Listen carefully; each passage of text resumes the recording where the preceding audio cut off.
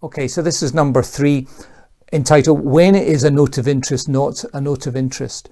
Now, so many of my clients have said that they want me to note an interest. And I've said to them, well, listen, a note of interest doesn't necessarily mean that it's an automatic that a closing date is going to be called.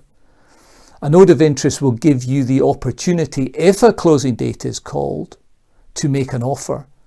But there doesn't stop the estate agent from accepting an offer where somebody has come in and said, listen, I don't want to compete at a closing date. If you put this to a closing date, then I'm not going to offer.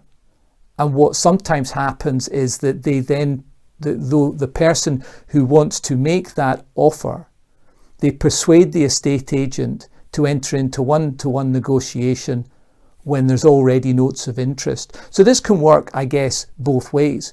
It doesn't automatically mean that when you note an interest and there are other notes of interest that they won't look at an offer. Listen, that offer, if that's you and you want to try and avoid the closing date, your offer has to be a real stonking offer. It has to be an offer which the estate agents think that they can potentially get at a closing date. And of course, they'd rather take the bird in the hand, i.e. your offer. But be aware that if you note an interest, there is no guarantee that a closing date is going to be called.